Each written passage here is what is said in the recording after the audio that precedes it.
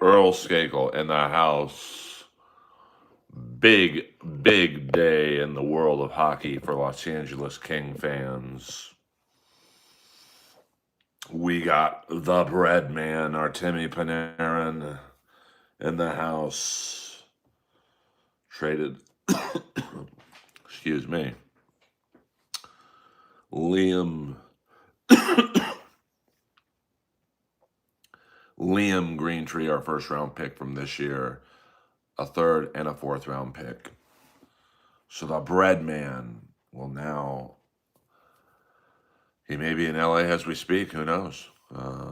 He might be playing tonight against the Seattle Kraken. Who knows? So, and he's well rested because the Kings, or I should say the Rangers, held him out the last few games. So, seems like the Rangers were kind of held over a barrel. Panarin had a 31-team trade clause, so he could veto any trade he wanted, and every team in the league knew that. He only wanted to go to a team where there would be an extension in place, which the Kings did. 2 years, $11 million. It's really it's a great deal. Now, of course, you might end up with Greentree being the next all-star forward in the league, but, I mean, he looked to be a mid-level prospect with some potential upside. So you get one of the best players in the league in Panarin, who's still operating at a point-a-game pace. You got to do it. So I think it's a great trade for the Kings. You didn't give up a player off your roster. You didn't have to give up an additional first-round pick. I mean, the rumors were the Rangers wanted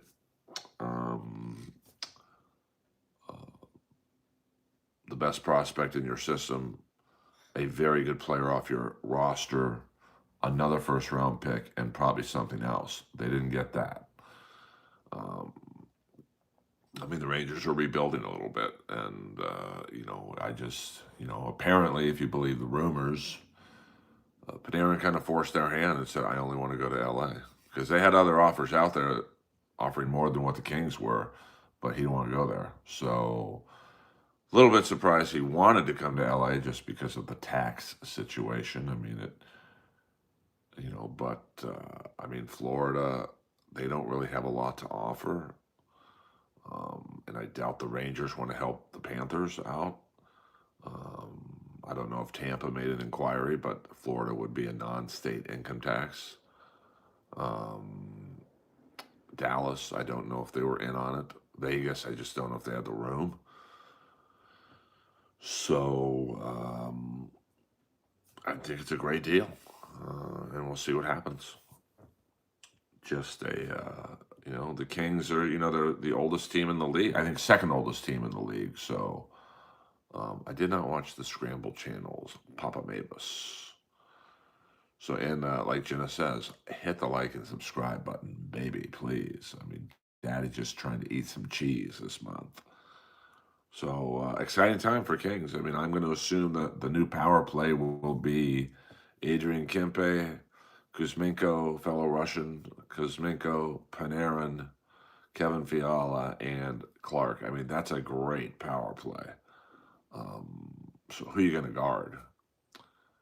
And he'll definitely increase their offense. I mean, the Kings I think they played like 51 games or 52 maybe, and they've been in 44 of those 51 or 52 games. So they just haven't been able to score a lot.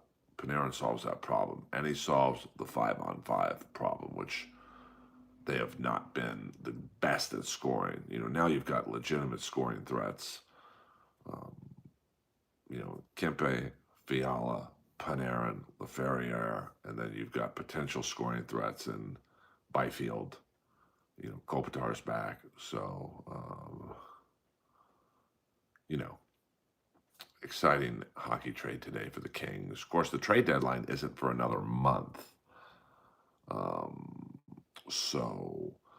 But a lot of teams are doing deals today And tomorrow, because the Olympic break is basically takes up all of February. So yeah, hockey is awesome. It's a great trade for the Kings. I did not think Panarin was going to come to the Kings for many reasons. I mean, they're a bubble team, right? Well, they're not a bubble team anymore right now. I mean, this should put them in the playoffs. But Andrew Jacobs, $1.99. Earl will save you. Well, thank you very much, Andrew Jacobs. We might go back to the ray gun at some point, but right now I just want to stay off of YT's radar, if you know what I mean. And Andrew Jacobs, maybe my first ever fan, still with me all these years later. So it's nice to have someone stick with you. I mean, in comedy, fans move from comic to comic pretty easily. You know, like I would say probably 20% of Matt Rife fans will not be Matt Rife fans in 2, 3 years. They'll move on to the younger version of Matt Rife. I saw it with Dane Cook, you know, a lot of Dane Cook fans went to D'Elia just because D'Elia was the younger version of Dane. And now I don't know where D'Elia fans went, probably to high school. Hey-o! Thank you, Andrew, for being a true Earl soldier. So that's the hockey news today. Let me check to see if there's any more trades today. You know, there should be some action today because I think tomorrow night the trade freeze is happening. Basically, what the trade freeze is for the next 3 weeks, no teams can make any deals. So, because it's family time, I guess. Oh, interesting. Yeah, I mean, Adam Rice, he's a real mover and a shaker, so it's not surprising that he was on Pat McAfee's show. You know, he's a cool guy, so I like who won the trade. Let's see what the scoop is on, and the Rangers had to take 50% of the salary from this year. So Devils acquire Nick Bjugstad from St. Louis. So, trades are happening right now. Teams want to get their rosters set actually before the trade deadline. So I'm sure there might be a few more trades happening today and tonight and tomorrow. And then I think at midnight,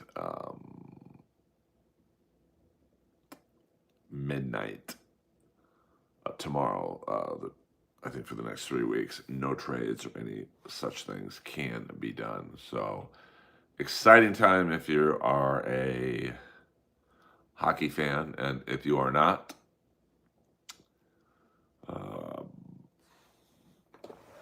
you're bored by the first 13 minutes of this stream. So let me see here. We've got some more protests happening in LA. Let's get to that. Of course, I got in trouble the last time I showed this. So, let me just turn the volume down and look. And if anything pops off, we'll go live to Los Angeles, California. It's currently 87 degrees. Minnesota, it's pretty warm, 25 degrees. So this particular stream is a little wonky, so we're not going to show it right now. Thank you, Hugo. Lois is chilling right now. Doesn't seem to be too much activity going on. People in LA have to work to afford to live here, so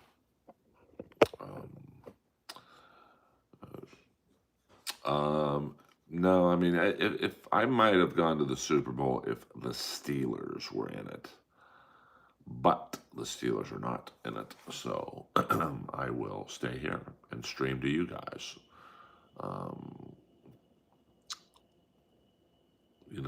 I mean, what am I going to do? Loiter around like a shelter dog looking for someone to interview me? So, yeah, that's just something I'm not willing to do, to be honest with you. Um, I'd rather stream to 21 cool kids. How do you guys feel about it? What is it? Isn't it Bad Bunny? I mean, Bad Bunny doesn't really do it for me, to be honest with you. But I mean, to each his own. Um, I mean, that's a tough gig. You got the whole world watching you.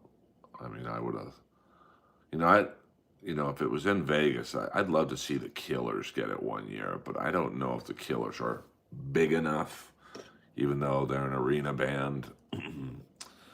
I think they'd smash it at the. Yeah, I mean, I saw Pat McAfee, I think, wrestle at WrestleMania 39, if I'm not mistaken, when I went to SoFi Stadium. But I mean, if it was a Steeler Super Bowl, I might go. I've been to a Super Bowl before. It was who was it? The Buffalo Bills and the Buffalo Bills and the New York Giants. And um, I sat on the 50-yard line, and I was sitting next to legendary New York Giants linebacker Sam Huff. And I didn't really know who he was. And it was just the whole game, people were asking for his autograph. And I finally looked at him. I was like literally sitting right next to him. I'm like, listen, I don't mean to be a dick, but who are you? And he's like, oh, that's all right, son. I used to play on the Giants. I'm like, oh, my bad. And then I asked him for an autograph. Um, oh, yeah, Bad Bunny was good in wrestling. Him and Logan Paul, I have no problem with those guys wrestling. The Killers would be awesome, and they'd have plenty of audience chemistry. The seconds that started Mr. Brightside, yeah, I mean that's an iconic song, and it's weird because they are a very famous band. I mean, they play in stadiums in Europe, and obviously they're a big band in the United States. But I mean, I don't know if they're Super Bowl big, but I would love to see the original four. I don't mean the mashup lineup they use.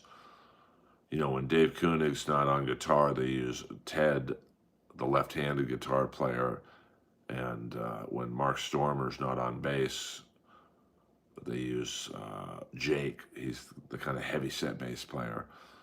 I would only want to see the original four Killers. Sometimes they have the original four and Ted's in the background playing guitar. I want the original four. So, yeah, that would be a bop if they got the Super Bowl. I mean, Mr. Brightside is a very, very cool song. And they've got other, The Man, they've got all these things. Jenny was a friend of mine. I mean, they've got like, hit after hit after hit. And, they still look young, so it's not like they're fossils. What's up? What's up? Yeah, please, like VIP Auction Group says, please like and subscribe to my humble channel. And, I don't know if the replacements are big enough to play the Super Bowl. They're certainly an iconic band, but I mean, to play the Super Bowl, you look at. I mean, Kiss played the Super Bowl once, but like, you've got to be like Aerosmith. I mean, Janet Jackson, Springsteen, Prince. I mean, Prince still has the best Super Bowl halftime show. I mean, Stacy's Mom, I mean, it's a great song, but I don't think that the band who sang it is big enough. Of course, Bowling for Soup did a great cover of that, but I mean, you'd have to have um, whoever the artist is, cover the song, but I don't think you could have the OG band. They're just not big enough. Stacy's Mom has got it going on. That is a great song. But I don't know if that's going to happen. I mean, I think Prince, and I'm not even like, I mean, I'm a Prince fan, with the hits and whatnot. I mean, I kind of checked out after the Revolution split apart, and it just became Prince. Um, you know, like with Wendy and Lisa were in the band, Des Dickerson on guitar, um, the guy in the surgical outfit on keyboards. When that band left, I think Prince lost something. Of course, Des Dickerson became a reborn Christian. I can imagine uh, playing guitar to a song like Erotic City didn't really fit in his religious vibes. Um, yeah, I mean, Prince is the real deal. I mean, like, I don't know why he's not talked about more in terms of, like, he's one of the great guitar players of all time. Um, so, what are you cooking, Jenna? Bonjour. Well, I think he became a reborn Christian initially, and then he got into the Jehovah's Witness stuff. I always felt bad for Des Dickerson because, like, in the prime of the revolution in Prince's career, he left to find God or something. He also ripped me off once. He was the guitar player who wore the Asian-inspired bandana on stage. So I bought one off his website, and he was supposed to send it, and he never did. That son of a bitch. Um, I mean, I don't know if you could get those bands to get along for one cohesive set. I mean, the Super Bowl set, it's got to be tight. I think it's about 20 minutes. I'm going to guess there's probably always going to be fallout between Mustaine and Metallica. I mean, when you get kicked out of Metallica for doing drugs in the early 80s, you're a fuck up. So many Vinnie Vincents in the entertainment industry, scammers. Yeah, there's tons of scammers behind the scene, in front of the scenes. I mean, I've never experienced that with Ric Flair, but I'm going to assume that Ric Flair doesn't have terrific business sense. That's why he still wrestles and does commercials. Um, you know, that's why he has 5 ex-wives. Um, I mean, he treated me awesome, but I mean, and it's hard to imagine a guy like him being broke. It's like, wait a minute, you've been a successful wrestler for 50 years. How are you broke? It's 5 ex-wives. Um, Welcome, Lawn Mower Man 76. Come on in. Come on in. Yeah, it was awesome. I do like the trade. I mean, it's a great trade. We'll morph back into hockey for a little bit. It's really not much. Let me just show you what's going on in LA anyway with the riots. I mean, this guy's just walking around the streets. Nothing too. There's nothing happening really here. They're just guarding the downtown buildings. So not much going on here. Here's maybe a better feed. We've got the LAPD guarding this particular building. And, I always like to give my sources. Here is the DJB. Hit the subscribe button for DJB. He's providing great footage. And now here we are. Here's a better site in Los Angeles. So not a lot going on. You can see there's maybe a handful of protesters. And this is by the 101 freeway downtown. So it's not a great area. But it is a great time to protest. And by the way, after you subscribe to DJB, or maybe even before you subscribe to DJB, subscribe to Earl Skakel. That's the real deal. They're not rioting. Yes, the trade, if you know what I mean. So, getting back to breaking news out of the world of hockey, the Los Angeles Kings have acquired Artemi Panarin, the bread man. What up, Eric? I mean, basically, the Rangers got squeezed. Panarin held a full no-trade clause. So he controlled where he was going. He wanted an extension. The Kings were one of the few teams willing to give him an extension. Of course, you had a team like Colorado. I think Carolina and maybe a few contenders were like, well, we just want to rent him for the playoffs. And for whatever reason, Panarin, I mean, I'll be honest with you, if I was Panarin, I would have gone to Carolina. I mean, they're a very good team. This is a move, Panarin's very good friends with Bobrovsky. But, Florida's done so much wheeling and dealing the last couple of years, they don't really have a lot to give. And with Panarin holding a no trade clause to every team in the league, he was in control of where he wanted to go, and he wanted to come to LA. It could be a sign of the times that teams view LA as a good or players, free agents, or potential free agents want to come to LA. I mean, the Kings lost out on Mitch Marner because he wanted to go to a non-state income tax team, in the Vegas Golden Knights. Nevada has no state income tax, so $12 million in Nevada goes a lot further than it does in LA.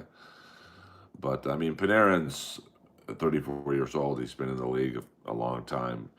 He's made money. So, some guys, if you're in Panarin's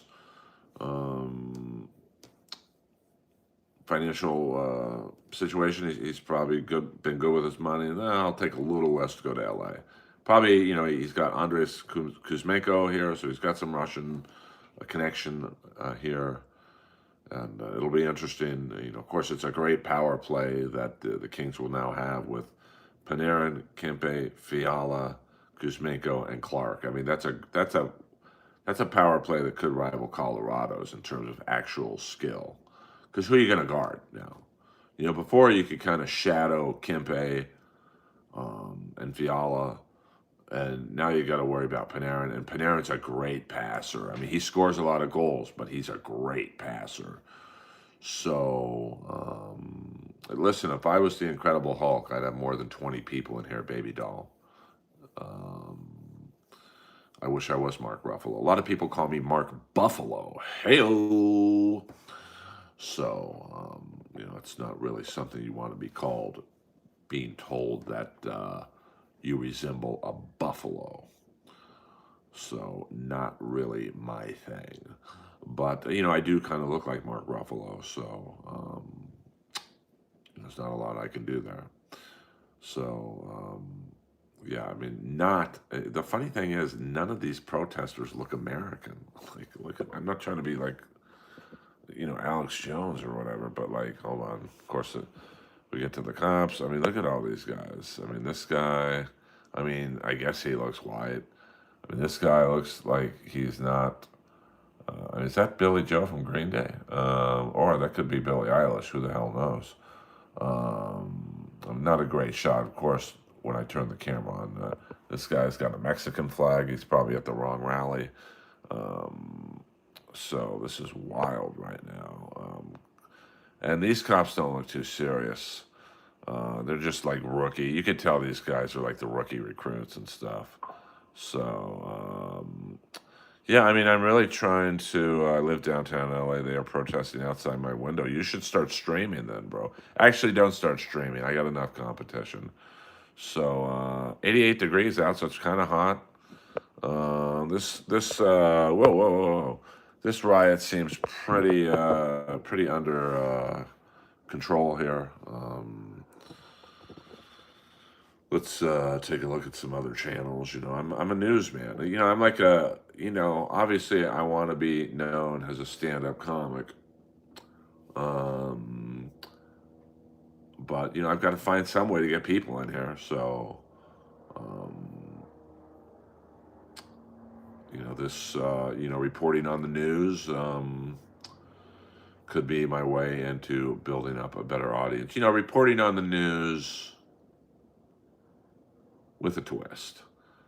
So, with a humorous side of things. So, who knows if what I'm doing is right.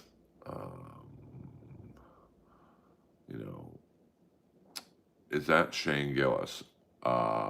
I wish I was Shane Gillis. You'd think if I was Shane Gillis, you would think I have more than 27 people in here. So, let me see. We got some Epstein This guy is being held to the screws right now about Epstein. Clintons have agreed to testify. That could get interesting. I mean, um, you know, what up, Keith? Uh, Hillary's tough to shake. I mean, she's a lawyer, so she knows all the prosecutorial tricks that they're going to throw at her. Bill Clinton's going to have a little rougher of a time because pictures don't lie, man. And that one picture of him in a pool with Ghislaine Maxwell, who was the ringleader of the PDF operation for Epstein, and some very young-looking girl next to him. That's not a great look.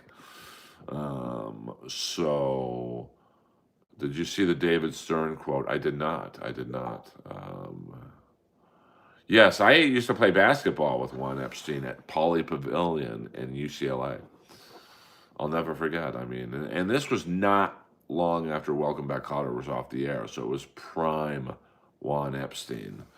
So, Google what? Oh, Google David Stern quote. I will after this podcast is over.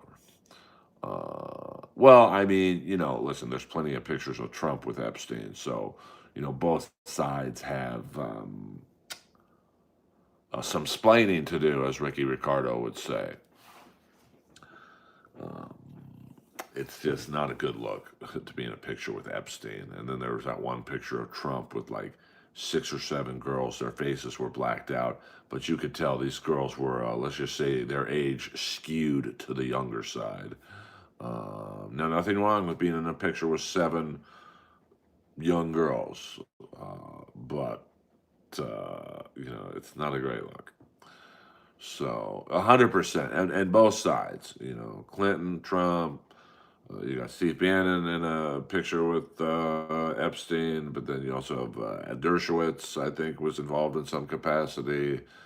Um, you know, with Trump and Clinton, they've both been accused of sexual assault. So neither side really has a leg to stand on in terms of going after the other side. Because then the other side can say, well, your guy ain't exactly clean, baby doll. Yeah, I mean, Woody Allen, what a shock he would be associated with Epstein. A guy married his own daughter or stepdaughter. What the fuck? I mean, if I did that, I'd be canceled. He gets a 5-picture movie deal. So, um, well, I mean, then that's good news for Trump. Of course, there's that one video of Trump and Epstein ogling over girls on the dance floor at Mar-a-Lago. Is there anything illegal about that? Not really. But it's not a great look to be around maybe the greatest PDFer of all time. Now, I think you guys all know what PDF stands for.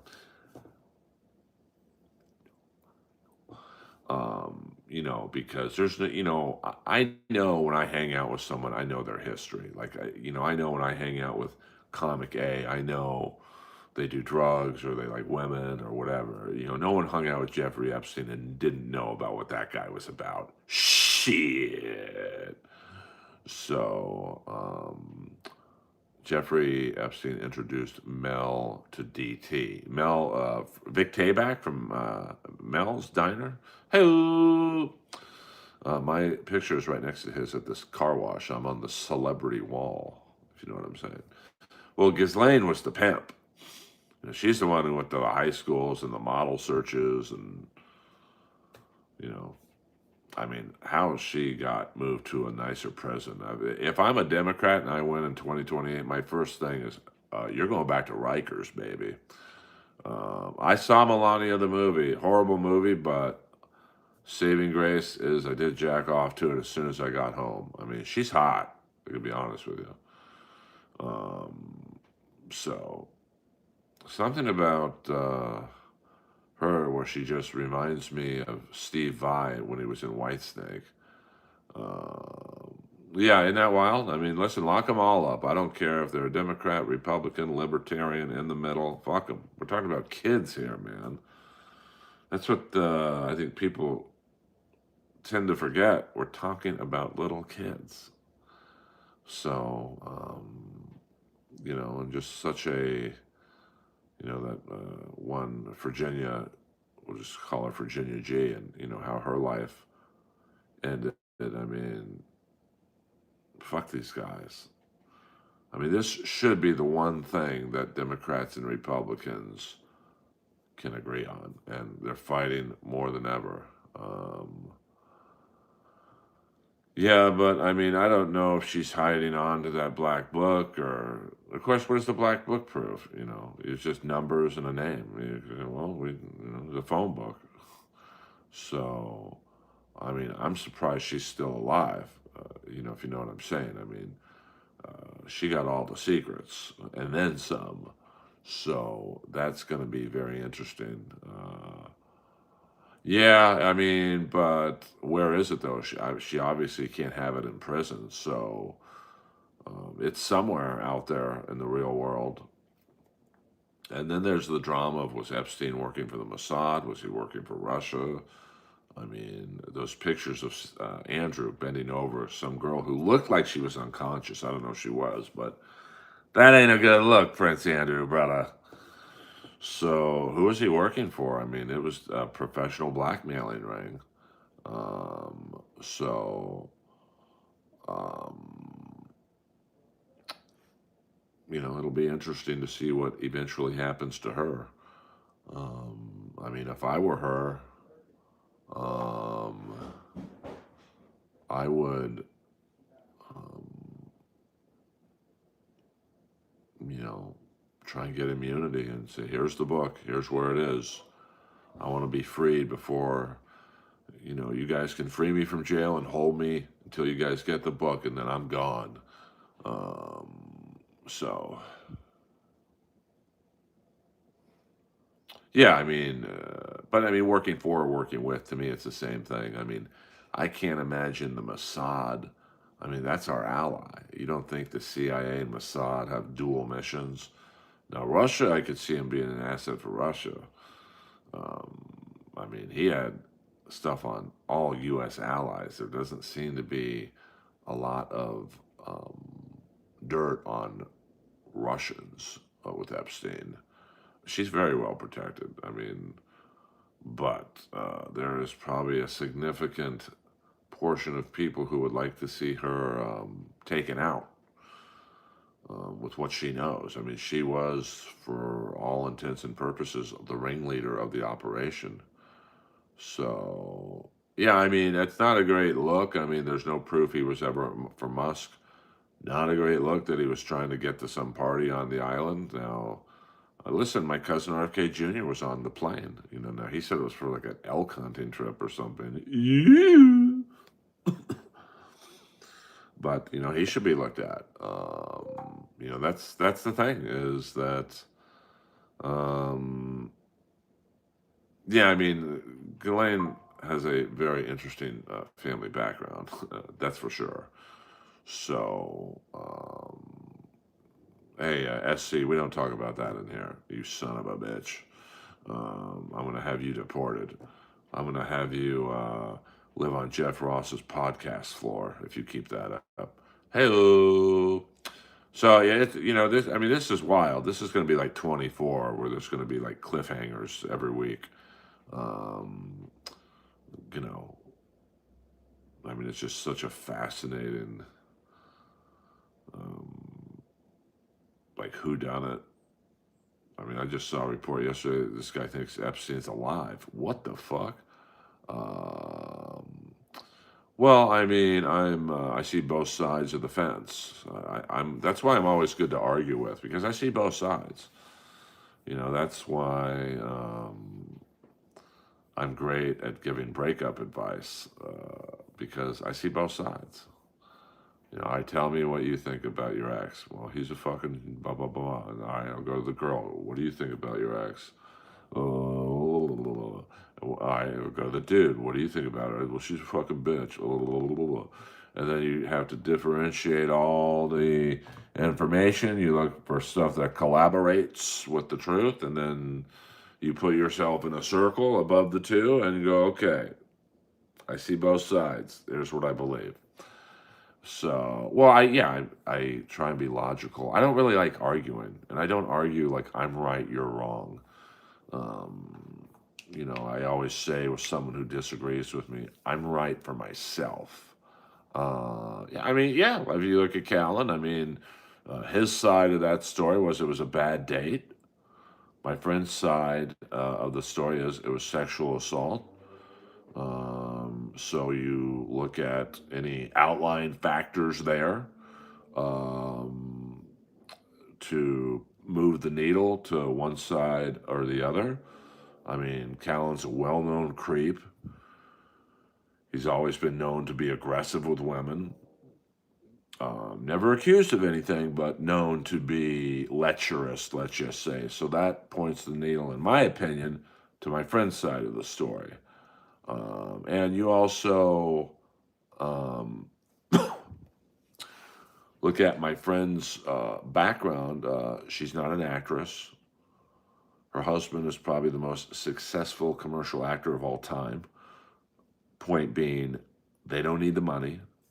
There's no clout to be gained by saying you were sexually assaulted 20 years ago or whatever it was. She literally has nothing to gain by doing it, which kind of, once again, moves the needle a little closer to her side of the story than his. And he's never really fought the allegations. He just, yeah, it was a bad date. Moving on. Um, I heard 12 officers that were on FBI saw Anthony Weiner's laptop computer, and 9 of them self-deleted. I don't know what that means. Um, well, I mean, you have to go to, you know, the past to predict the future. So if someone has a reputation of, you know, not treating women the best, it doesn't mean they sexually assaulted someone in the future, but it kind of moves the needle that way. Um, so, well, yeah, I mean, it's, like I'll put myself into the ball field when I had an ex girlfriend accuse me of hitting her. Like everyone was like, we know Earl. He's a great guy. He didn't do that. So my past helped clear my name. Now, if I had had a couple girls who accused me of hitting them in the past, and then the new allegation pops up, well, he has had problems in the past. Does it mean I did it in this particular case? No, but it moves the needle that way. So, you know, well, yeah, but I actually disagree with you there, William. I've never been a leech with women.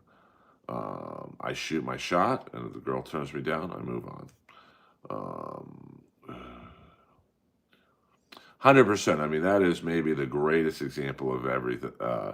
For those of you wondering what me and Dr. Nova are talking about, boom, shakalaka. He was an iconic open mic figure in the LA comedy community.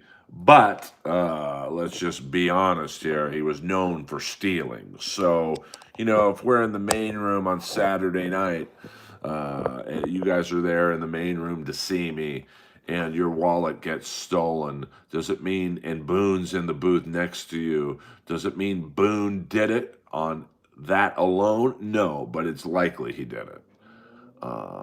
So, um,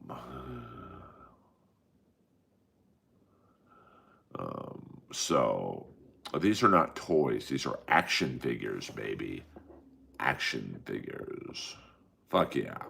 Hey, hit the like and subscribe button, man. I'm just a humble YouTube streamer trying to get you guys to watch my comedy videos. I don't think I'm asking you too much to do. I'm not asking you for money. Of course, if you give me money, I'll take it. But thank you, Andrew Jacobs, for your super chat, as always. But at this point, I would rather have likes and subscriptions. They make the world go round, babies. We'll go another 15 minutes. Another 15 18 minutes. Thank you very much. Let's tune into the protests again. Maybe something's going down. Maybe something isn't. Who knows? The best part is he's coming with captions. So we've got a protester calling the police little piggies. Not something I would do with people who have weapons. But yeah, we're free speech in this. Okay, we got some action here. So let's, seems to be a pretty mellow protest. We'll go over here. Whoa, this stream's popping around here. We will go over here. I don't think there's any weapons in this stream, so looks to be about 100 or so protesters walking. Whoa, downtown LA. No, I don't think it's called transformative content. So if you can show someone else's stream as long as you're talking over it or whatever. But I think I would get banned if I just showed this stream right here and I just walked away for 2 hours and you guys watched someone else's content. That would be wrong on my part.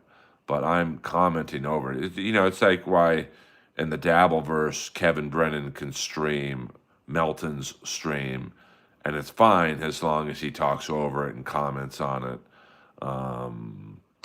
I think, I still don't know what happened the other night.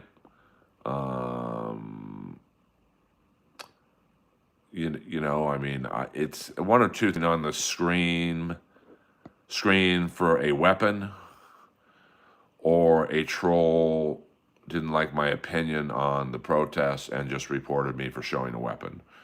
I mean, that's unfortunately is where the oh, interesting, William. I did not know that. Yeah, I don't think it was, but they said I violated their policy on showing stuff like that. I didn't. And I looked back at the...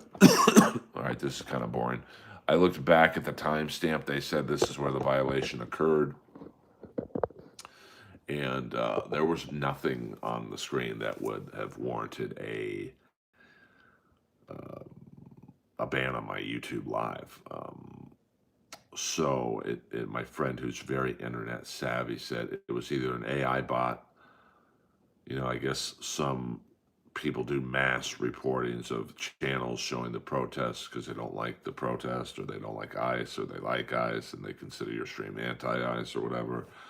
Or it was a troll just being a dick and reporting my channel for a violation that I clearly did not do. So kind of a bummer, to be honest with you.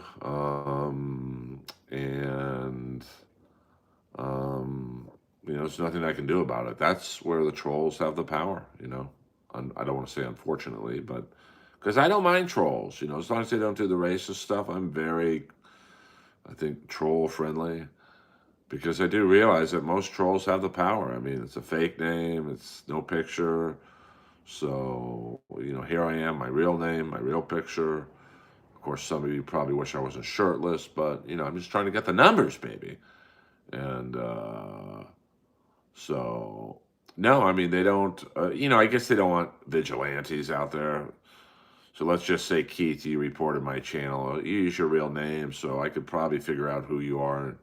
Obviously, you've let it be known where you live. I could probably do an internet search to find out who you are, and then it could get messy. Obviously, I wouldn't do that, but, some people out there probably could do that, and that's, when it gets a little wonky.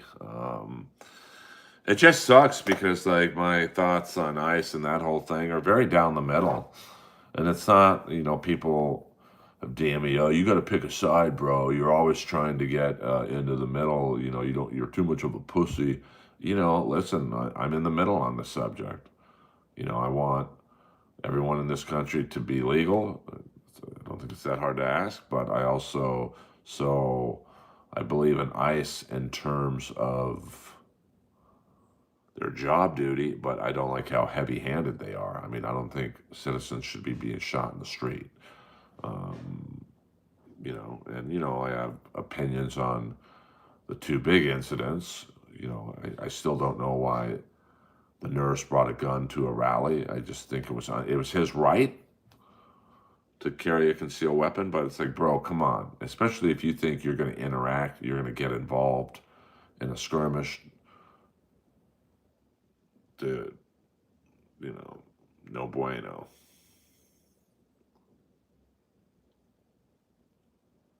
Yeah, I mean, I really am. I don't think it's as simple as believing one side or the other. Um, so I believe, and ICE has what's on paper their job description to make sure people are legal, but I don't like U.S. citizens getting shot. I mean, listen, but I also think in part some of the citizens are responsible for their own behavior. Like Renee Good, it's like if she stops the car, she's alive. Now, do I think she needed to be shot in the face? I don't. Um, or use non-lethal force, the beanbag things. Um, so, um, well, I mean, Chris P, if you don't like my stream, then leave. Um, I don't, you're not going to come into my stream and tell me how to act. You want to see if I'm funny or not? I've got over 14 to 1,500 clips on the YouTube page that bears my name, Earl Skakel. So, no, you don't have to time him out. I don't mind people. That's his opinion. But, you know, uh, I don't really. I mean, he's probably a troll, but, he didn't say anything that I couldn't handle. Do you like Judas Priest? Definitely Judas Priest.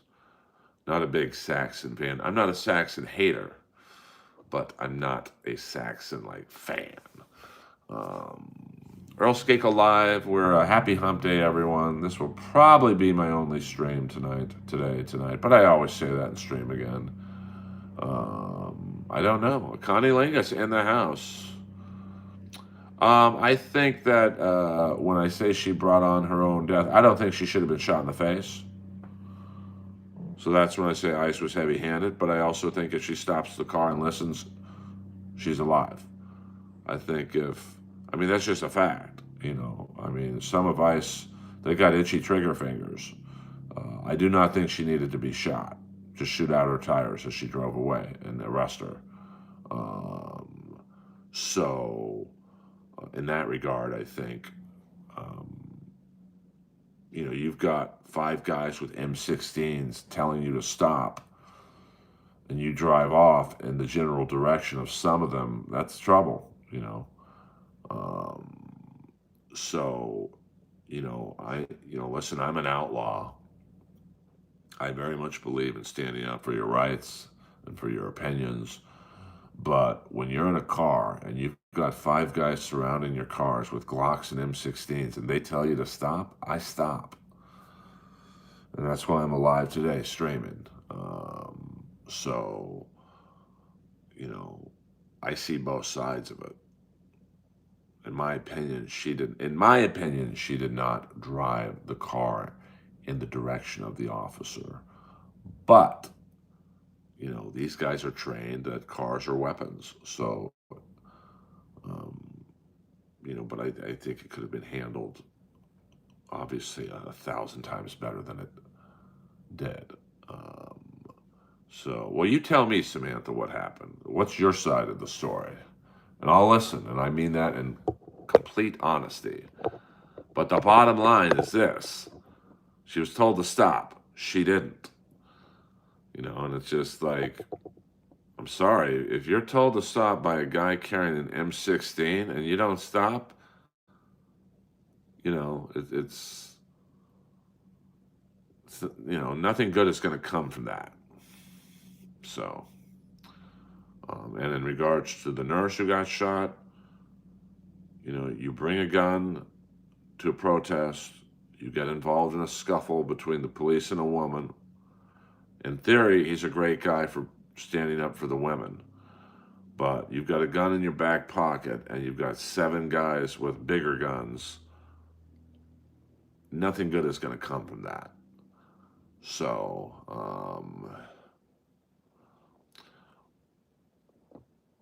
well, I don't think, and Samantha, educate me. I don't think, um, if it were me, and I've got one of the guys telling me to stop who's got an M16 on him, I'm stopping. I don't think she should have been shot. There's a million ways to stop that car. Shoot the tires out. I mean, and then arrest her. And the nurse was disarmed. There was no need to shoot him 10 times. Maybe once, I don't know, a non-lethal, shoot him with the beanbag things. Those hurt. I've been shot with a paintball, man. It fucking hurts. You are disabled if you are shot with a paintball. And that does the trick. Would you stop if he had a love gun pointing at you? I'd absolutely stop with that. No, I mean, Samantha, you got to listen to what I said. See, I'm listening to you. I asked that you listen to me. I said it's his right to carry that gun. He had the permit. But just because it's his right doesn't mean he should have brought it to a protest where you know it's going to be volatile. There was no reason to bring that gun to that protest. None at all. Especially if he thought that there was even a chance that he was going to get involved into an altercation. Now, in theory, he was a great guy for sticking up for that woman. But, bro, you got a gun in your back pocket. You don't think at some point the cops or ICE or whoever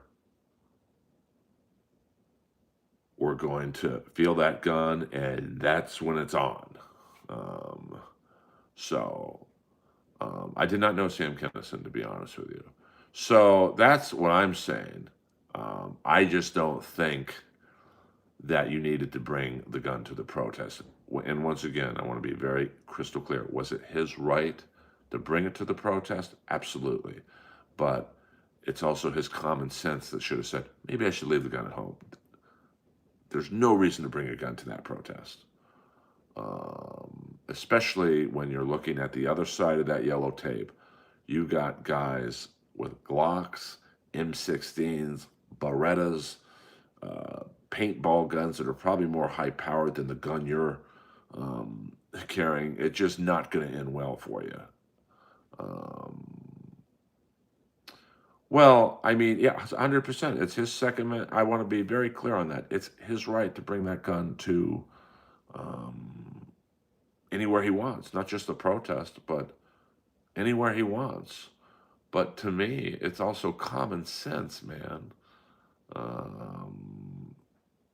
Like if I'm going, like I lived in the thick of the George Floyd riots in West Hollywood. They were not based in West Hollywood, but a lot of bad people were in West Hollywood because the sheriff's station was right down the street from me. I could shoot a hockey puck and hit the sheriff's station. I'm so close to it. So I know there were a lot of quote-unquote bad actors.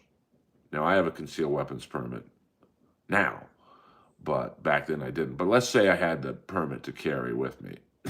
Why would I go down to the protests, the riots, whatever you want to call them, in a volatile situation? It's only asking for trouble. But that's just my opinion. Earl Skakel live in the house. We got one more minute, guys. Thank you very much for tuning in. And even if you disagree with me, I appreciate you tuning in.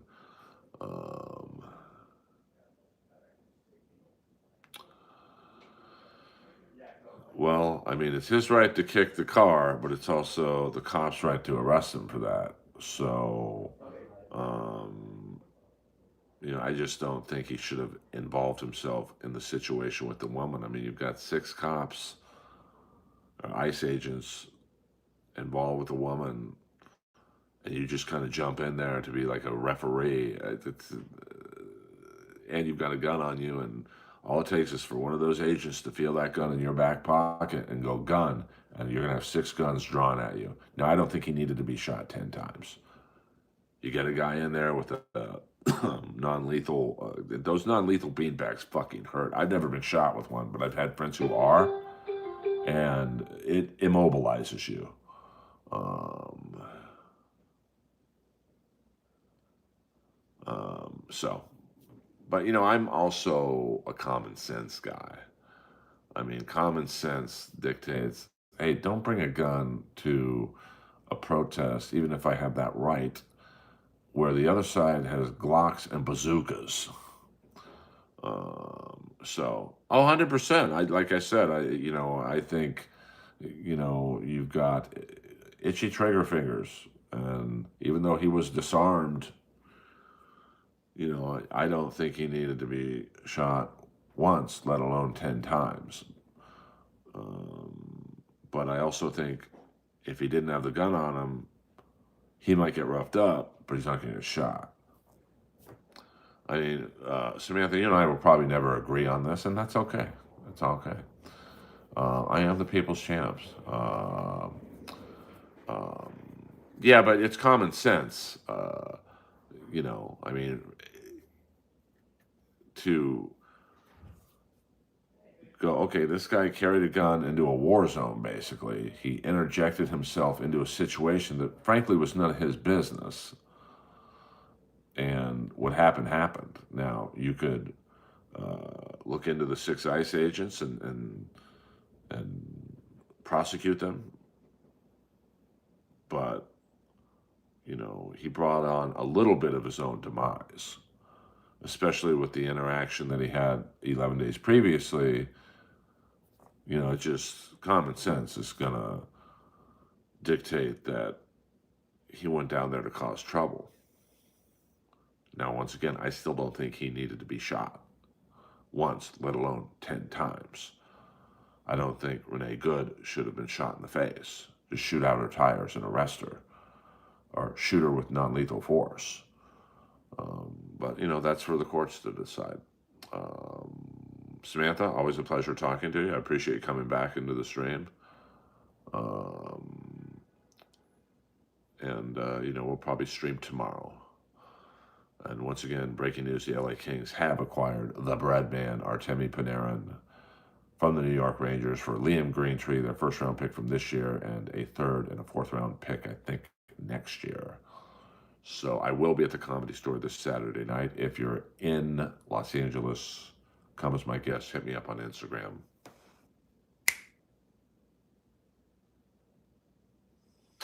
I mean, I would do shows in Yuck Yucks, but, they'd have to pay me well. I'm not flying to Toronto, which is basically the East Coast for me, to make $500, at the end of the day. It's to break down road gigs. Let's say I get booked to play Yuck Yucks. This just goes to break down road gigs. It's probably about a 5-6 hour flight to Toronto both ways, so that's 12 hours in the air. About an hour to get to LAX from where I live with traffic. Probably 30-40 minutes to get to my hotel room once I'm in Toronto. So about an hour and 40 minutes of driving. We'll add that on the way back. So it's 12 hours of flying. So a shade under 4 hours of driving and checking into the hotel and coming back. So that's, let's just say 16 hours right there, no performing. Now, Yuck Yucks, I'm going to guess, it's probably, I'll guess maybe 1 show Thursday, 2 shows Friday, 2 shows Saturday. So that's 5 shows. Now, when I headline, I do a little over an hour. So that's 16 hours, let's say 6 hours total of performing. So it's basically 22 hours. If I do morning radio and stuff like that, that's another hour. So it's basically 24 hours of work. I'm going to assume Yuck Yucks probably doesn't pay that well. I'm going to say anywhere from $3,000 to $5,000 for all that work. I can make that in a voiceover gig in LA and not leave my home. So that's why I don't do the road a lot. I love you all. Earl Skakel, over and out.